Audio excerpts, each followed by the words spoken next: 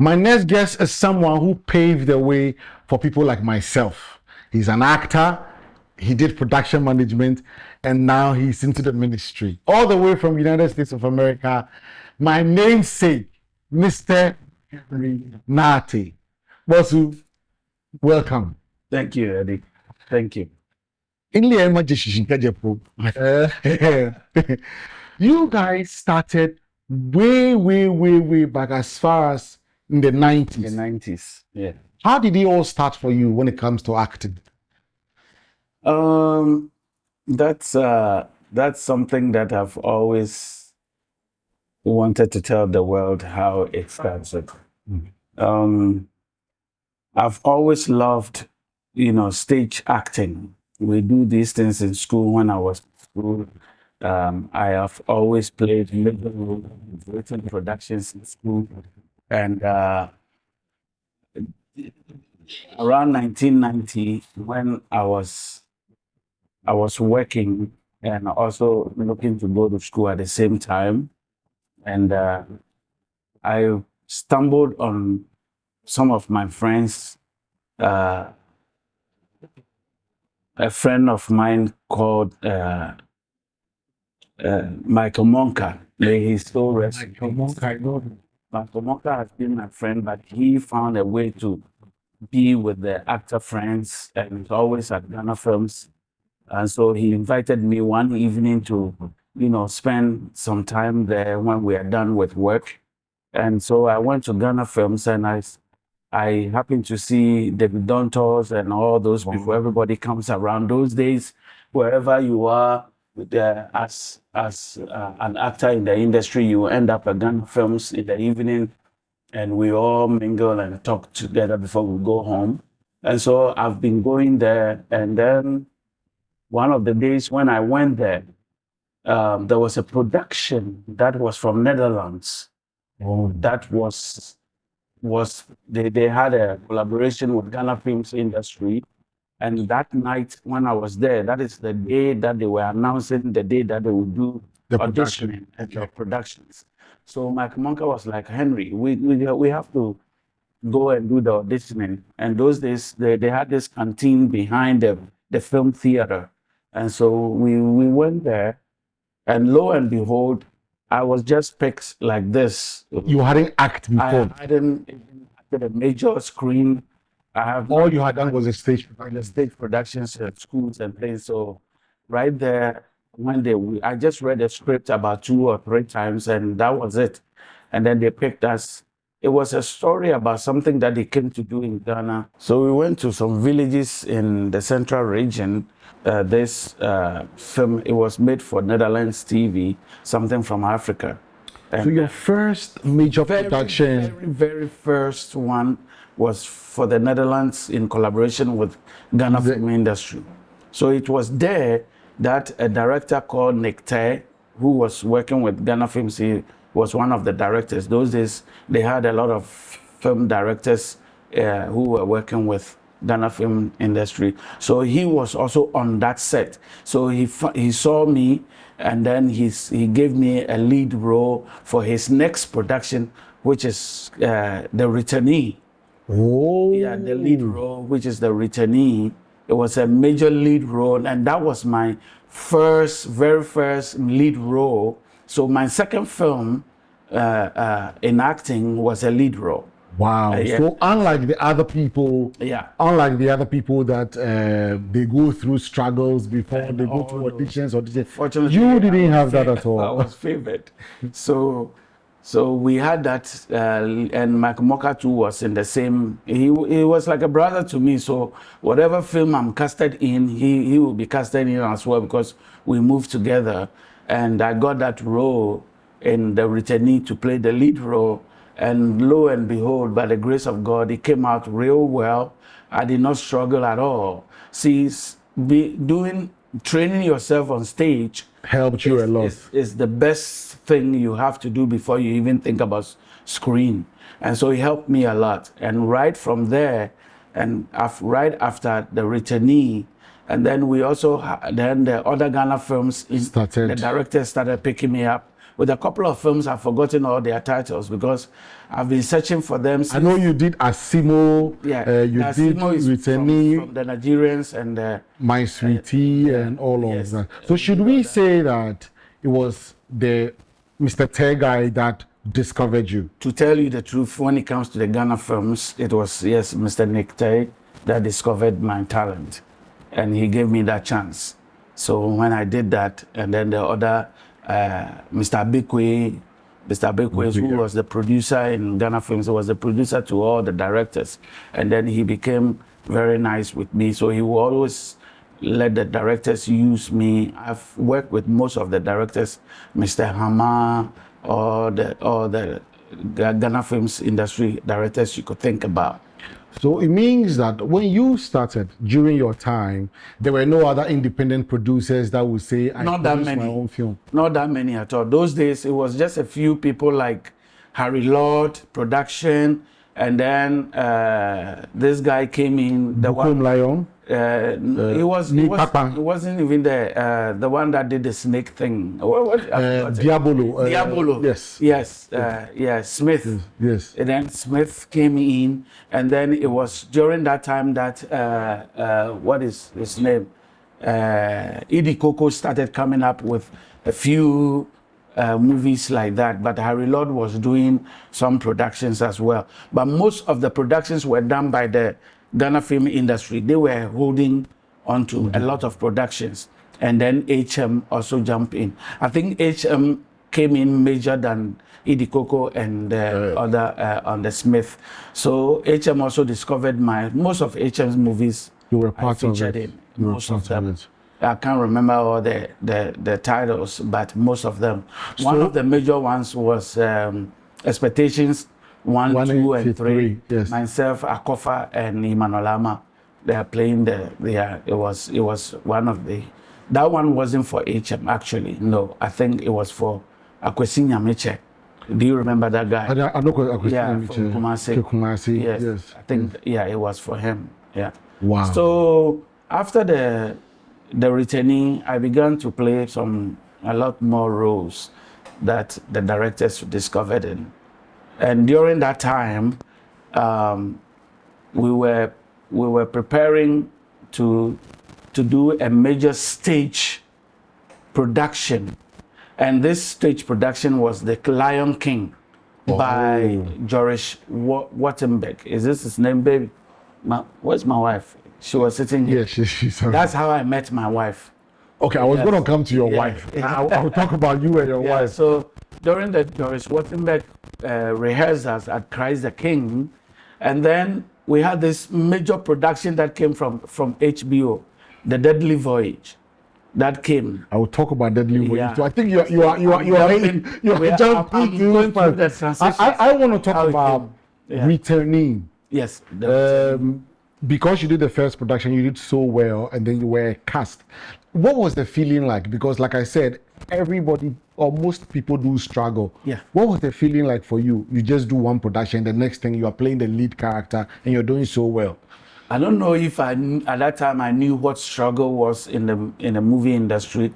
I for one didn't know about those things. They just call me, give me a script, and I'm on it, and then I jump on it if I have time, and then I jump on it, and that we were not thinking about the money thing and the fame thing. In fact, we didn't know about that.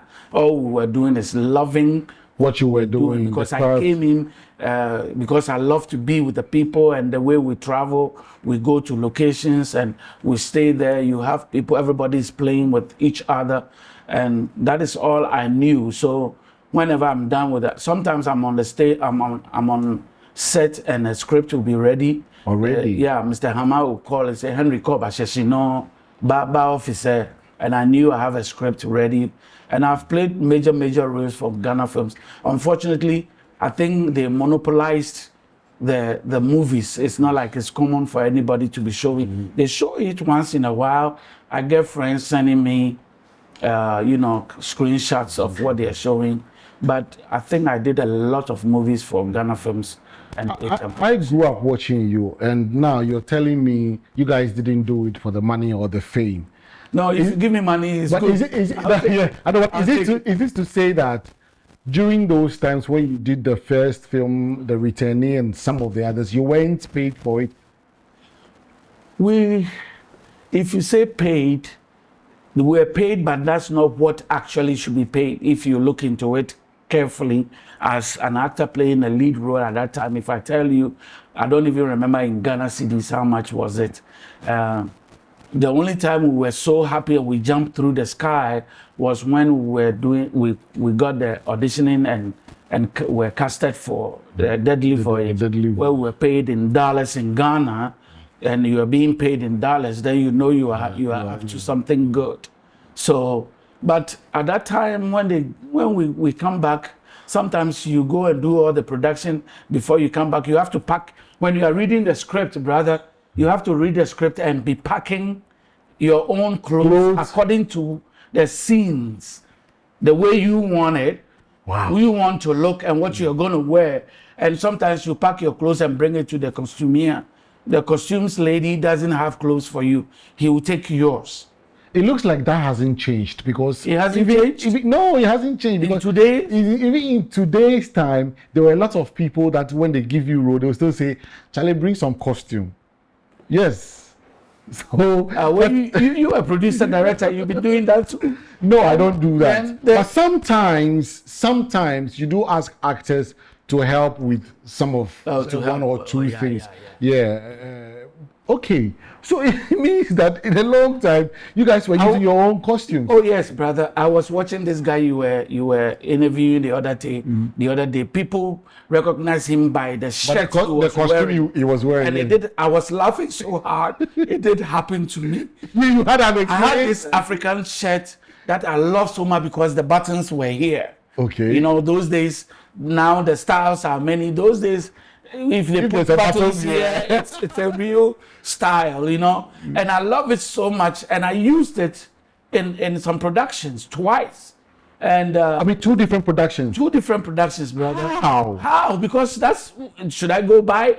How much are you giving me? I use what I have, and a lady recognized me by the shirt I was wearing, and it says that, "Oh yeah, I've seen you with this shirt." In the movie not long ago.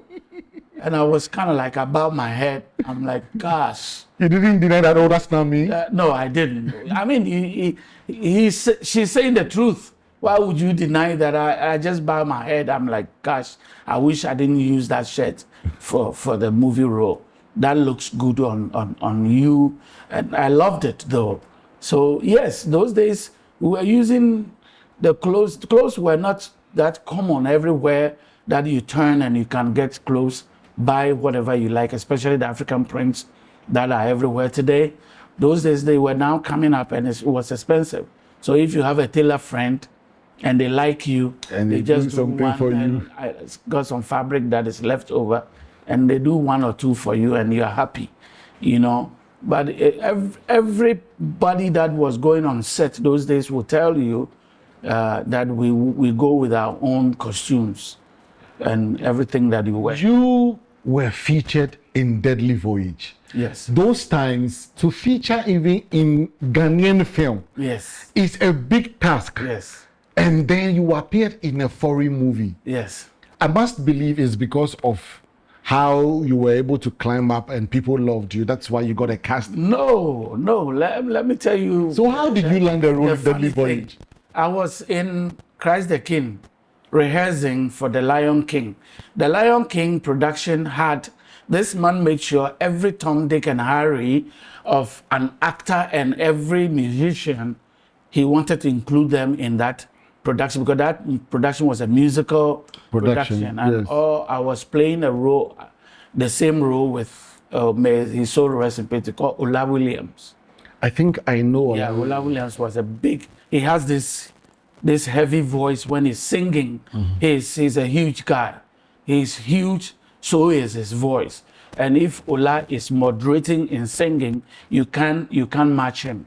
but I was matching him. We were playing the same role. All those people were there. Mami Dokuno, everybody you should know, they were there. And that is when my wife was a TV personality. She was in GBC. Yeah, Music for You, Lottery and everything, Radio GAR. And most of the celebrities, she also came for the audition. Rehearse. If you rehearse and you are good, they take you. So we were all there. That's where I spotted her. And I started pulling chair for her to come and sing. Because there's a lot of us, all the cultural dancers, everybody who is there. And so everybody is there. And when you come and you don't come on time, you will not get a chair to sit on. So I have this, I was a school teacher. So when I close and I go to do this part-time teaching other people to get extra money, and then I make sure I'm on rehearsal on time, and then I pull a chair and put my bag on it and wait for her to come. Whenever she's coming, then I signal her that I have a chair for her. So she'll come sit down.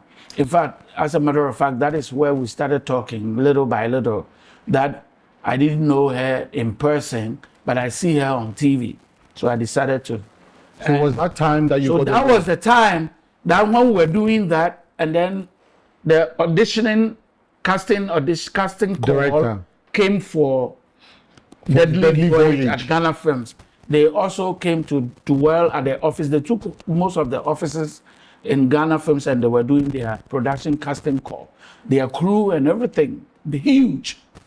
So one afternoon, I was going there and Mr. Bekwe, I'm forever grateful that man. I don't know if you ever met him. I know Mr. Bekwe. Yes, Mr. Bekwe called me and he said, I feel casting here for an international movie, or here.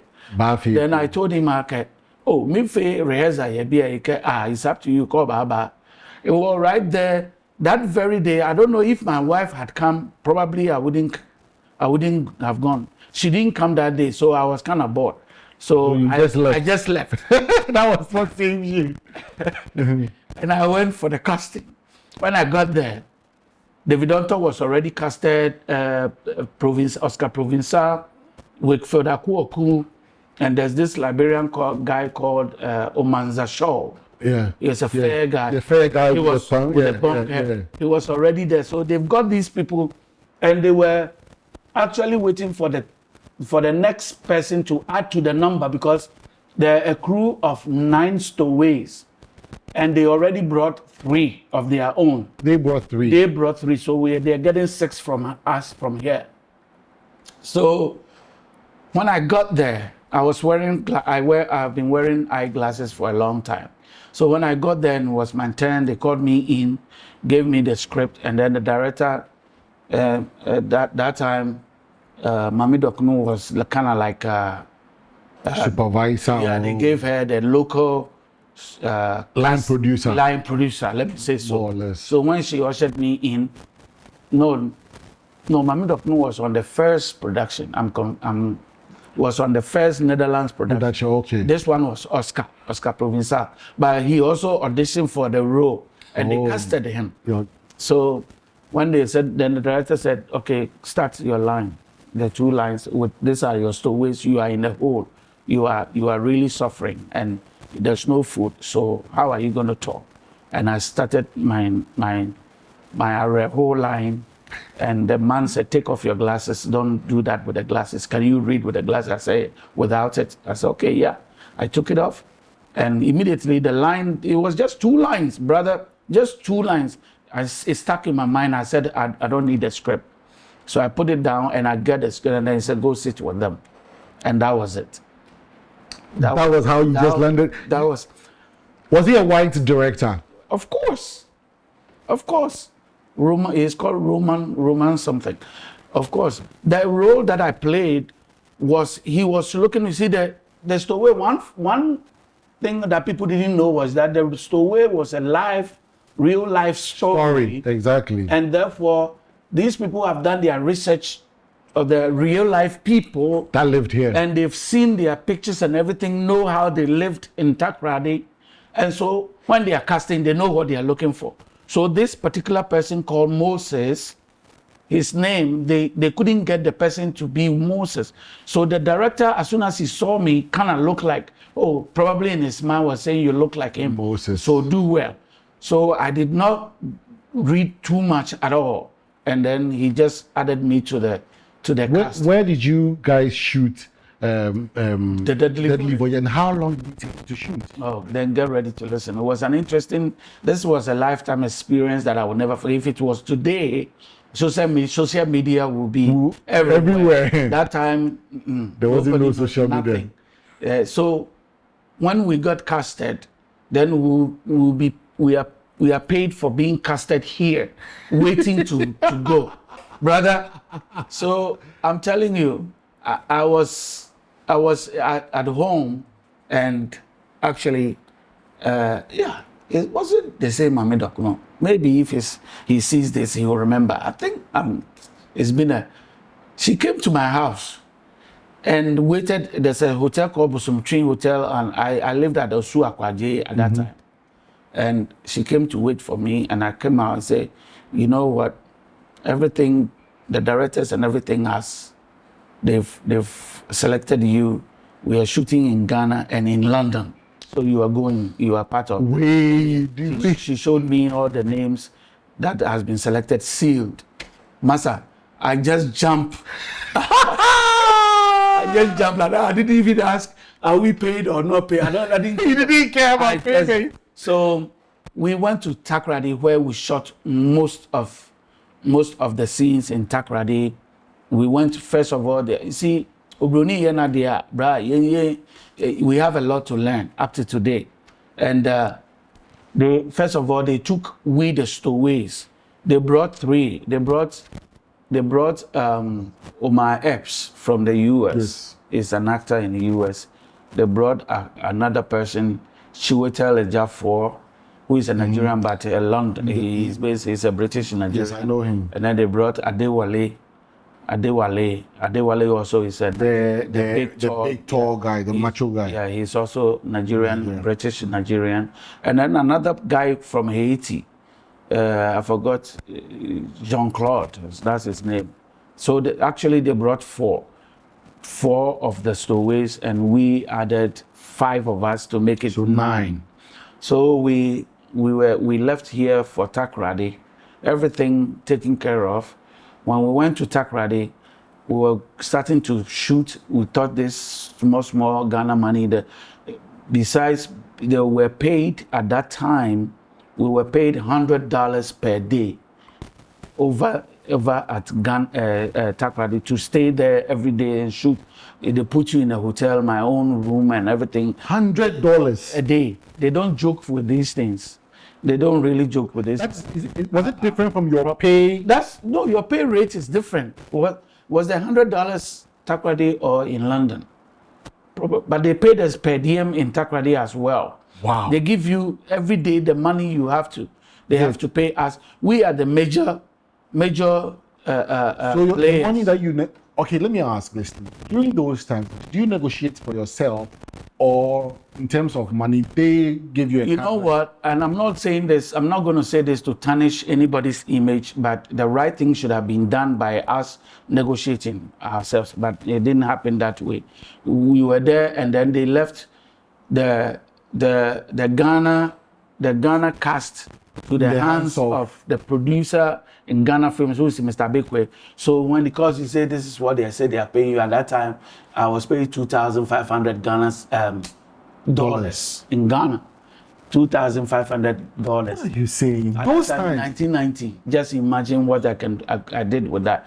So that one you leave it there from your pay. He ask you if you want to be given to you now, or you will hold on to production, like if it's getting to the end, and they tell you the per diems that you are going to earn, they're going to pay you. So then you don't touch that one. I just left it, and then you were paid money in Takoradi. I think it's I've forgotten, but they pay us per diem in Takoradi for being there. We were in Takoradi for about close to 2 months or a month or two. You are joking. So every day you are receiving $100 for Yeah, 2 months. Yeah, in Takrady, it probably was in cities. I think so. I work in the accounts department and take my money every day. Every day in the morning, you either take it before you go on set or you go after set. You just go to the accounts office and your money is ready for you. So, and they feed you on set.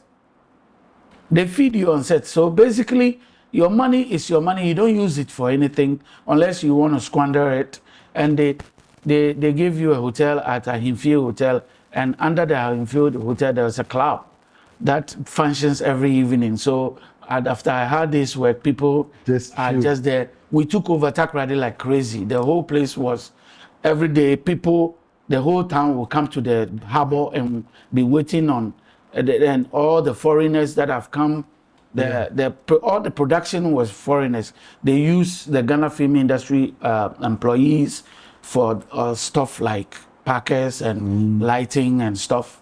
So they got work. There was a lot of employment there that period. So we spent some time in Takrady, a lot. And after Takrady, the major players, they prepared our passports, and we had passports. Even if you don't have passport, they make sure they get it right away. And we went, at that time, American Embassy was a small building over there, very small, brother. I was passing there last week. I was like, it's like a whole stretch of. So they just want to see our faces. Otherwise, I wouldn't have gone there at all. So they saw our faces and they got the visas. Everybody got 6 months visa at that time. To Britain? To London, to the major city too. We went to dwell in the studio where they do 007 James Bond movies at that time. Yes, it's called Studio One or something like that. That's where we went to shoot. And the reason why we went to shoot, we used the biggest Ghana blaster ship. It was functioning. It was very big. And brother, things have gone. We had the blaster line, big ship. It's not a boat, it's a ship. Big one. That's what you guys shot. That's where we shot a lot of stuff. If you open up on YouTube, you see it. We shot a lot of scenes. And then when it's time for the killing scenes, where they kill all of them because they were hiding under the hold is not a comfortable place, where they pack the cars and cocoa beans and things. That place is huge under the ship. And it got a lot of metals and chains. So they were smart. They were like, we are going to build the hold where they're killing because we'll do running and they don't want anybody to hurt. So they built that in the studio in London with light stuff. And you see it like it's real. That's why we went to London. In London, I think we spent 6 weeks in London. Wow, over a month. Yes, in London. And we were paid, that one I remember, I think the £100 or £100 a day for being there. That was a per diem. And we stayed there for about 6 weeks to shoot some of those scenes, a few of the scenes, because they want to build those ones. So all the 5 of you that were cast here all went to London? All 9 of us, to say, those from US. Yeah, so we went to London and spent 6 weeks to shoot the rest of the scenes over there. And it was a delight and very, very... What was your relationship with the main character, like Omar Epps, and how did you guys relate? One good thing is that this guy, and I can tell you today, when he came to Ghana, he made himself like an African. He didn't want us to see him as somebody who he's a black guy, and he was mingling and the only thing he did was that when we were in London, he said he missed his girlfriend, so they flew his girlfriend to him in London. The girlfriend came to him in London. That is because he said he met his girlfriend. That's how actors enjoy that work. Wow. Unlike us in Africa here, that's how they enjoy it. They were all down to it. We mingled well. Adewale Chiwetel became my personal friend. That I even went to sleep in his house in London because he lived in London with his parents. That's where he was born. But he was born to Nigerian British parents. Okay. So they were down to earth. We all became friends, and that's why the production went well because we were like the guys, the real guys that died were all friends in Takoradi. So they planned this thing very well to stow away and leave Takoradi.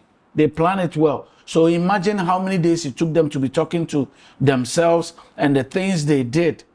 One of them even won lottery, and they all were happy. They shared it, and at a point they began to move together in Takoradi because their plans were known to them alone. So the day that they decided to go, were the day they got the opportunity to load a huge amount of cocoa sacks into the ship. That's when they started paying attention and observing where they will maneuver and the hiding places in the ship. So it was then. So we all became good friends. So we were able to act together, and the directors were very happy because we were acting together like we knew each other. If you look at when we were at our hiding place, we began to talk about what we would do exactly, and our plans when we get to overseas. When God help us to get to overseas, everybody was giving their plans and talking about what they want to do to come back and help their families. You know, here in Ghana now, when we do movies, we do premieres and all of that. During those times, after Deadly Voyage, was there any like a big premiere here in Ghana? Yes, it was. In Ghana? They premiered in Ghana. But like I said, that time, the press were not really into things of the arts, politics only. Okay. If you're a reporter, you want to bring something political, then then that's when your name will be mentioned. And the arts were not really something that the stations were really interested in. We did a big premiere at National Theatre. Oh. And they invited even the ministers and things, they all came. It was a big premiere, and we did that at National Theatre. And so we premiered it here and invited the families that had lost their... See, there was something about the stowaways. Most of the families did not know where their children were because some of them would think that, they go to wherever they are going and they have not heard from them for years. So after the stowaway, they realized that, maybe I'm maintaining for 20 years. No, maybe a will. No, kun. And they've been doing this for so many years, and it was exposed with this. So this movie, Ghana was small. This thing was already bought by HBO. It was already bought before the production even started. Wow. So they already made the money. HBO made the money before they started the production. So just imagine how much money it went into it for the whole world to see what is happening, because it's against the marine authorities' regulations to find a stowaway on your ship and kill him. You cannot do that. When you find a stowaway on your ship, you hand him over to the next port that you are getting to. You hand it over to the authorities in the next port, and they will do maybe take him to prison, to court, and probably deport him back to his country or jail him, whatever. The next port you get to, you hand him over. Plus the motivation, I won't say it's a motivation because it's a bad thing. What motivates them to kill is that each stowaway that is found on your ship, the shipping company will be charged a ransom on it by the marine authority. When you hand them over, they will charge you a certain fine. So because they don't want to pay fine for 9 people, they decided the shipmate, not even the captain, it was the mate. If you are the company, CEO of the company, and the mate, the shipmate is like a supervisor who makes sure that everything is set and ready before the captain will be radioed that let's go. Let's row. So if they find something wrong, the shipmate first before the captain. In fact, no, they hold the captain, then the captain will hold the shipmate. So you all probably will lose your job or you'll be jailed. So the shipmate saw that 9 people, do you know how much money they are going to pay on each person's head? That's the end of his job. He will not get, that's it. So he decided to take the plans with the other crew, and they went to the captain to sell that idea to the captain. Said, Jack, if we don't do something about it, what is our jobs? Over. Our jobs are over. Captain, you yourself, you know what is going to happen. Not even 2 people, 9. The captain said that at first the captain didn't budge. It was like, no killing. We can't kill them. We have to find a way. Either you find a secretly hand them over or something. But this guy had no option than to throw them to the sea live or shoot them and dead and dispose them off. And then they were all deliberating. They don't know what to do. They were saying that it would be quiet because there were other crew on the ship and other people on the ship that they didn't want them to hear. So when they found them, and the question is, how did they find them? What they do is that on the ship, because of stowaway, there's something they do. Before they move, they paint a lot of pathways with fresh oil paints the floor. So if somebody walks there, they will see the footsteps, or they will know. Because every crew on board is wearing boots. So they will know. And unfortunately, when we began to be hungry, some of our boys said they are going down to go and look for food. So in the night, they know that everybody is sleeping, so they will look for food. And one of them walk on the paint. But how come you didn't take food inside? Maybe carry... We took food. Do you know how many days it will take you to get to where you are going? Because our mind was, that ship was originally going to Italy. So it takes weeks to get there. We took Gary, watch the movie again. We took even gallon of water. And the water, unfortunately, busted. Whoa. So we didn't have water. And the place where we were hiding was on top of the, let's say, they pack cocoa sacks in this room. And then they leave a little bit of space between the ceiling and the sack. That's where we were. Yeah. That's where we're hiding. So when you are walking on the down there, you won't see, all you see is the cocoa sack, but you won't see anybody on top of it. Yeah. So now you guys did Deadly Voyage. You were all there and all of that. I want to ask, like on screen, you have Majid Michel, and usually they pair him with Jackie Appiah. Van Vika, usually they paired him with Nadia Buhari. When you were doing acting actively, did you have like a screen partner that always, when they say Henry Nartey, then they're looking your at wife or your girlfriend? No, what they looked at was the best.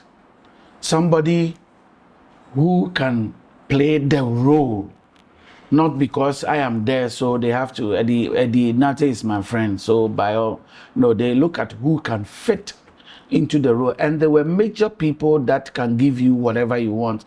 People like Akofa, Eddie Nam, Dela Jebu, Pascaline. Those people can give you what you want. So those people are not difficult to cast in any role at all. So with me, they usually play me like lover boy stuff, and the one time that they gave me a hardcore role was to play a police detective, that I have to be a hardcore, that's it. But the rest of them, everything is like a young lover girl who is looking for some lover boy, that kind of roles, quiet, that kind of role. It wasn't like that. They look at who can play the role best. Yes. So, Mr. Nartey, what happened to Ghana film industry? Was it Gamma, the TV3? I've always wanted to have an opportunity, and I hope this is going viral very much. What broke the camel's back and crippled what we were doing, that was something nice in the eyes of the foreign production, was where we were at Ghana Films Industry, because they knew we have Ghana films industry. So when they're coming to The industry settle- to search for. yes, to search for the work, because it is the industry in Ghana, so they want to come and work with them. And so when the Ghana films industry was sold to the Malaysians, so I think, or to Ghana Malaysian something, then the whole thing crippled. Because trust me, Americans, you know their mindset. They're coming to the authentic African to work with African. That's all they know.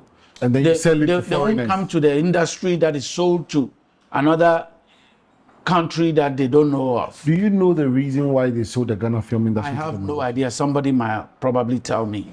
I have no idea. I have no idea. That was what They had crippled the industry. directors. They had directors that they tried.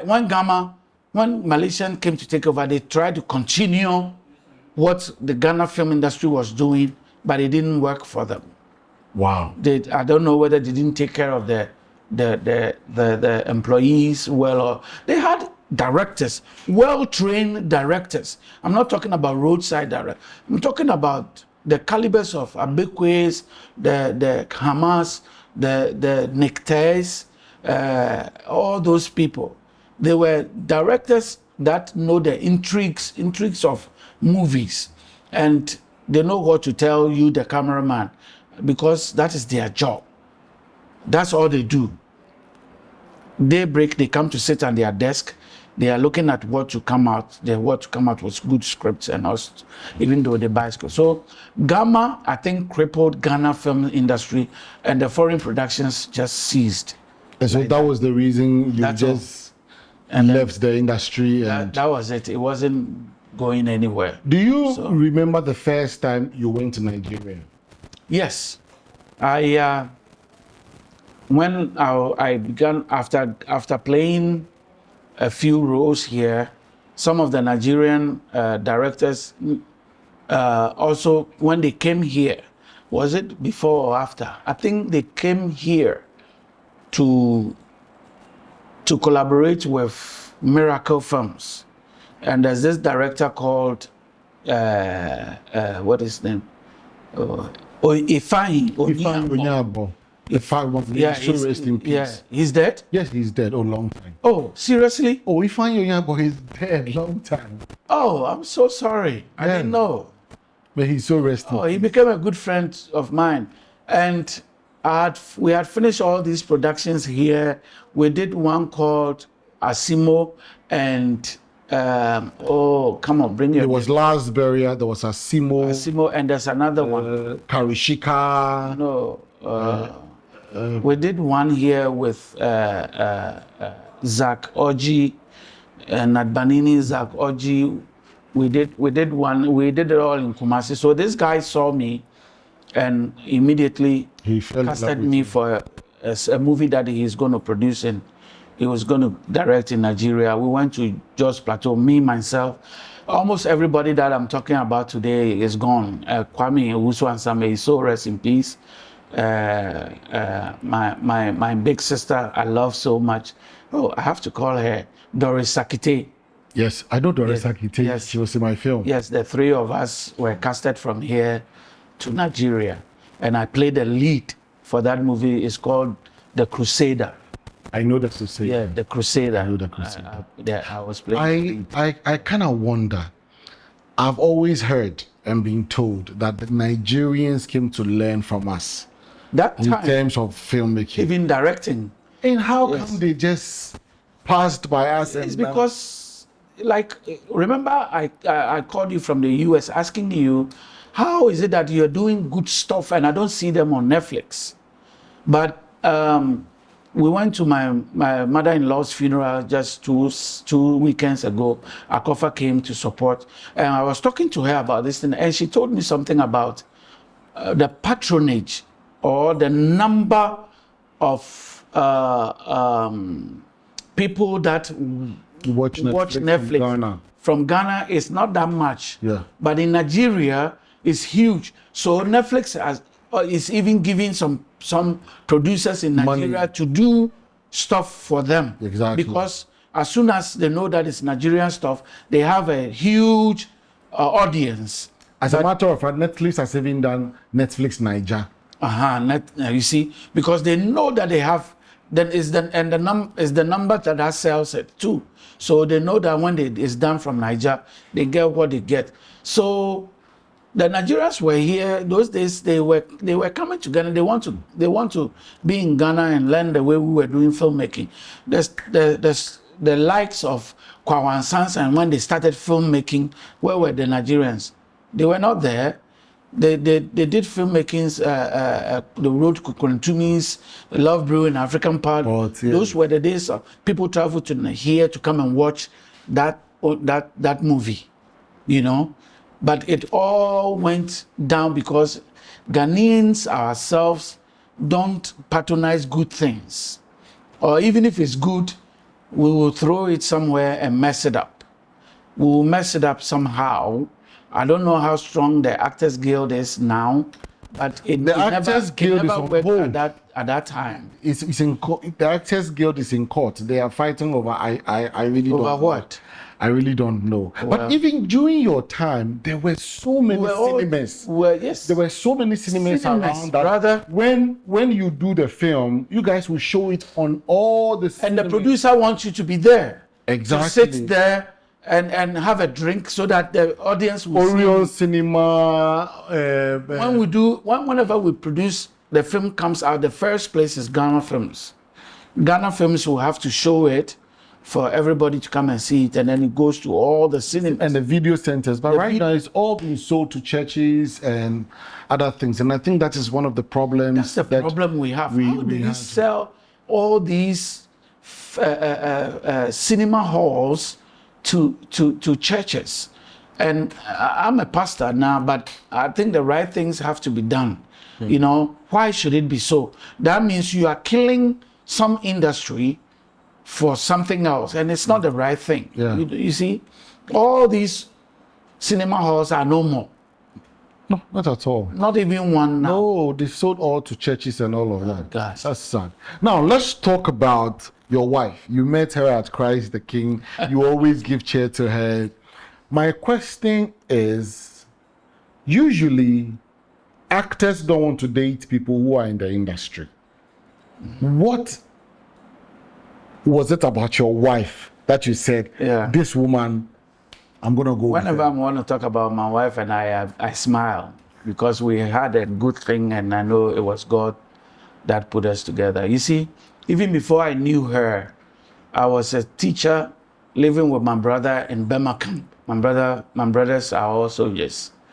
And I was living in Burma camp. And when I'm watching TV and she comes on, she usually will end it with, I love you, I'll see you another time. And whenever she says that, I said, it's me she's talking to. I'm telling you, God is my witness, and it's surprising as today. Whenever she says that, and then I have a friend that we're living in this small bunk, and he's called Godwin. And he will say, oh, baby, I will show you, and all that. So every time I will say that. And then luckily, when I started coming to Ghana Films, and then they were doing the auditioning for the Lion King started. There was a restaurant.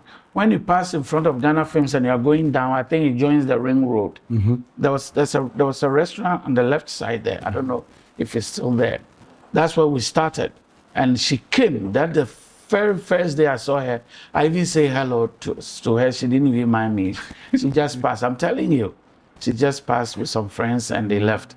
And I'm like, no, persistence is the core of a true man. Mm-hmm. So luckily, when I went to the auditioning at Christ the King, and then I saw her coming, I said, then I'll do all it takes. So the first 2 days, she doesn't come on time because she will come from radio before coming. And then she will come and she'll be standing. We'll do all this rest. She'll stand. I said, no, my family won't dream. So I've started finding a way to talk to her. So when she comes and she's standing, I'll get up and say, I have a chair for you. Or sometimes when she's passing, then I'll say, Jennifer, I have a seat for you here. And then she'll sit down. because she wouldn't want to stand for. Sometimes we'll be there for 4 hours, 5 hours. Yeah. So she sits, and then kakra kakra. Every day you are sitting, she saw how nice I am too. So when she's leaving, she said, "Can I see you off to pick up a taxi?" She said, "Yes." And I'll see her off to the street and she'll pick up. Sometimes we will decide to walk to GBC back from Christ the King. Yeah. So we walk to GBC back.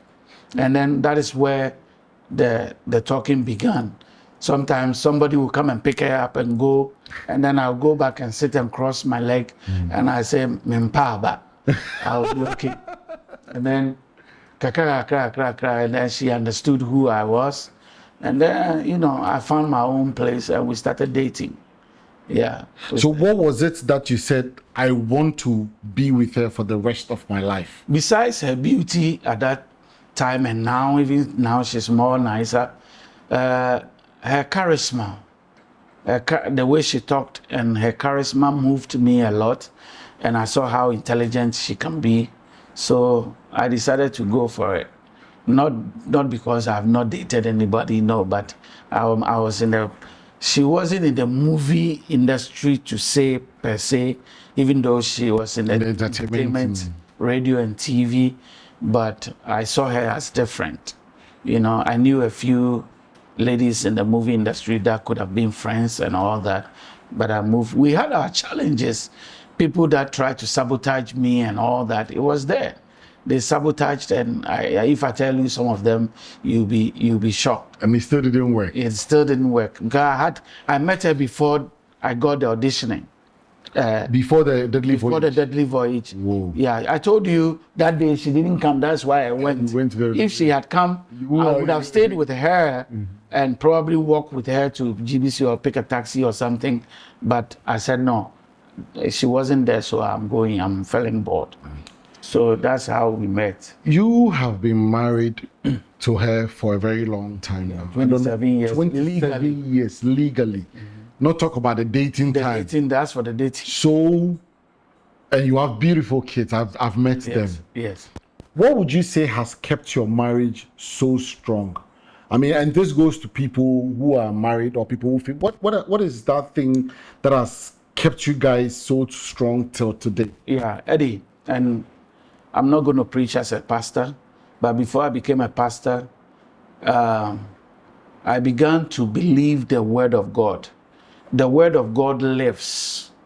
Whatever it says, if you live it, it works.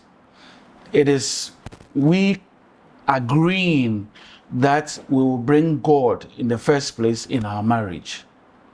I love my wife even now than I first met and put a ring on her finger. Wow. Why? Because now we will bring God into the marriage. And so when I'm offending her, or if I want to do something stupid, it means I'm going through God before going to her. God is in our marriage, in between us. Like I always told you, the little things like holding your hand and saying thank you together, to God together, makes a difference. Remember when you were going to marry, I told you this. I call those little things. It is the little things, Eddie. Women per se, maybe today, every woman wants good things, but in her innermost part, they just want you to recognize them, respect them. Those are the little things, not the bigger. You can buy the mansion and all the things for a woman, and she doesn't see you. I tell you, she won't be happy. She probably will go for another one behind your back. True. So those are the little things that I brought into my marriage that I myself advised. The advice you give yourself will help. You have to advise yourself and know. Most people are not observant in so many things. Your father, your mother, things didn't work out for them. You did not observe that. You did not take any clue for them. Your father was beating the mother anyhow. You did not take any clue. You just brush it off. It's going to affect you in a way when you are doing the same thing. You wouldn't even know that you are hurting your other partner. But if you're observant enough, I'm the type, she will tell you, I'm orderly and observant. Every little thing, I can look at this microphone and I can pick something from it. I can let the microphone speak to me, and I can pick some words or something to advise somebody from that. Why? Because you're observant and attentive. When you are attentive, observant, that's the word. Sin is disobedience, period. So when you are not disobedient, it means you are attentive. You are observant. So these are the things I brought into my marriage that we are still standing. To tell you the truth, those days, people had a betting on us that we will not Cross pass 1 year. I like that. I can tell you that. They have all failed. Eddie, on about a week or two to my engagement, some ladies, and if I mention it, made sure my wife was in the when when she was in School of Journalism at GIJ, she was already on TV and radio. So when she was, so she goes to GIJ and goes to radio, and one of the girls boldly told her, I always pick her out. That was when we were going into, I think was it after our engagement, getting ready for wedding or getting ready for engagement. And somebody went to tell her things about you. Brother, it was, and this girl that did that has never even touched my car with her finger. Has never. I said, this one, I will not let it rest. I held my wife's and pushed her into the car. I said, take me there. I hate the thing that will be say. You take me there. Take me there, let me see the person, and ask the person in front of you. And luckily, some of her friends were there, and we found the girl. I say, have you even touched the door Of your car before? You tell my wife right here, right now, if you have touched the door of my car, let her know. Let her know right now, and I'll bow my head in shame and drive off. She was standing there. She couldn't say anything. Couldn't say a thing, and she turned around and was. I said, you see, if you wanted to bring this as a fight, you would destroy things. So from then on, whatever I tell her, she says, you have to be bold to do certain things, you know. And it was a huge challenge, because this one says this one says, oh, this one of the screen oldest women even called me and said, because she's on TV, be careful. Don't marry her because she's on TV. Things will not work and I said, thank you. You said, don't marry her because she's on TV. So I'm not marrying her because she's on TV. So that's resolved. It was a great challenge. A lot of it, Harry Lord will tell you, a lot of it. So when I was leaving her for London, she thought I wouldn't come back. But I came back because Chiwetel made sure, because at that time Chiwetel was getting ready to go to film school in London, and he was trying to work that out for me to stay. I had everything to stay in London with Chiwetel Ejiofor, who is in Hollywood today. Mm-hmm. I had everything to stay with him and go to film school, connect me to his managers and everything at that time. He was only 17. Wow. Yeah, Chiwetel at that time was only 17. The guy that they put the rasta, it was a wig that they put on his head. And so I came back because of her. Oh. Yeah. So you have been an actor for a very long time. You traveled to the States, and all of a sudden you transitioned to become a preacher man. How did that all happen for you? Sometimes when you are born, there are some characters that are embedded in you. You will not know until your life process. The things, see, God meets us in different areas in our lives. Some get it early, some probably the latter part of your life. And for me, one of the things, and if you are listening to me everywhere, sometimes prophecies are true. Prophecies are something that when they say it and you believe, it comes true. Somebody will ask me after I became a pastor, like you are asking me now, how do you know you are called? The word called, it is the affirmation and confirmation of God's people on you.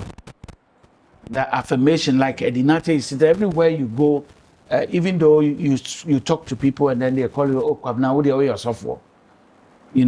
You speak and somebody will say you are, those kind of things were on me all this while. People that I talk to, my teachers, my friends, they already know. Harry Lord will tell you whenever we meet as friends, I don't talk too much, but when I say something, it's like it carries a little some weight and that kind of stuff. Michael Monka will tell you, Henry, you know, those days, you know, I miss my brother so much, you know. And so when I went to the United States, I was looking for a local Ghanaian church, and we found Pentecost, the Church of Pentecost in the States. And I joined. Immediately, my wife and I were fellowshipping with them. But I wasn't really, it didn't start immediately. I started doing church work. You know, I love to help. I'm that type. God has given that gift. I help and organize, and the whole youth in the United States, Pentecost, we have a mass youth, and I always lead them to travel and things. So the presiding elder at that time, who was handling the local one, pulled me closer to him, and he started calling me General. He called me General because he was a product of the Ghana Army. He's now Apostle Che Bafo. At that time, he resigned when he was a Captain Che Bafo. Captain Che Bafo. He was even jailed in the Rawlins time. He was one of the key people that they thought was leading coup against the government at that time. So he was also called into ministry, and he pulled me to him. So he called me, he sees I'm versatile everywhere. So he called me General. So I was moving with him, and then he left the Church of Pentecost. Something happened. He left the Church of Pentecost, and Christian Faith Church, huge, with the headquarters in Takoradi, picked him and made him the leader in our area. So right there, he also pulled me, and so we were part of the church, and immediately we became deacon and elder. And then as the years go by in my church, everybody knows that even when I was a deacon, the people were even calling me pastor. I became elder. I was doing the pastoral thing, preaching and everything. And so it was just easy for them to ordain and license me as a pastor. So I'm a pastor in Christian Faith Church International. Yeah, with the headquarters in Takoradi. Yeah. Now, would you say that if you got chance to do acting, would you ever come back? Oscar Professor was asking me that. We were sitting down having a little time at Afrikikos. Is it Afrikikos? Yeah. Yeah. And he was asking me this same question. I said, as an actor, you never resign. True. You never retire. True. That's what I'm trying to say. You don't retire. When the thing comes, you find a way to do it. Probably it is what you pick that will matter. But you would have. We tried to do one in the States, in Chicago. Me, myself, Nat Banini, Nana King, and we flew Kwame Owusu to come. It's called Omama. We did it in the States, but it didn't go well because of the how to market it. We didn't get anybody to market it very well. We did it. The dynamics has changed. Yeah, now it's changed. Yeah, why not? I can do it. When you are, It's one funny thing I did. All my children are like actors in their various schools and things. They play a lot of leadership roles, whole lot of it, and they picked that from myself and my wife. We are speakers, we are counselors, we are public speakers. So it boils down to the children naturally. So yes, if I got a role that is more challenging and decent to say, why not? I can do it. Thank you so much for coming, Mr. Henry. But before you go, I have a lot of people who look up to people like myself, like yourself. They want to be actors. Yeah. What advice would you give to the youth that want to venture into the entertainment industry? Please tell them. Yeah. To tell you the truth, you see, acting is a craft. It's an everyday, it's like the way you live life. You see, because you are playing real happenings. I always say that there is no movie or script that somebody has written and being played that has not happened in real life before. So I take advice from movies a lot. People watch movies and they laugh. So you, the actor, you are instrumental in somebody's life. True. So you are almost like a preacher. You are like a preacher who is acting the word to somebody. So if you have that in mind, you will love the art. So, but today, please, it is okay to get into this as your profession. Just you should be paid. Yes, if you get into it as your profession, then find the areas that will pay you so you will love it. But you don't use it purposely for fame. When you have that in mind, you probably will be finding yourself in areas that you don't have to be. True. Because as an actor or actress, people, good and bad people, come your way. Some of them want you to be their friends just because they want to say, I know Eddie Nartey. That's it. And then you become popular too. But don't use that. Use it as a way of life that is changing somebody's life. You know what I'm saying? Because you are a preacher as well. So get into it. Some people will say, I want to go to acting school. Yeah, it is good. Do it. Go to acting school. In the foreign world, it's a whole story. It's a whole ball game to go to acting school. It's a whole ball game. You need to be accepted. It's not just going already. You have to be accepted. To go to acting school, they can even audition you before they accept you into the school. True. So you see how serious it is over there. And plus, they pay you because you are changing somebody's life. Unfortunately, if you are not paid well, don't worry. The time will come, definitely. We started. You are also here. You are also going to go. Someone is going to come, but do your best. I'm not saying that it is not a good thing as people. I've heard a lot of people saying that, oh, acting is not good anymore and all that. Please, if you love it, do it. It will help you because it should be a blessing for you. Follow your passion always. Thank you so much, Mr. Yes. Henry Nartey, for coming.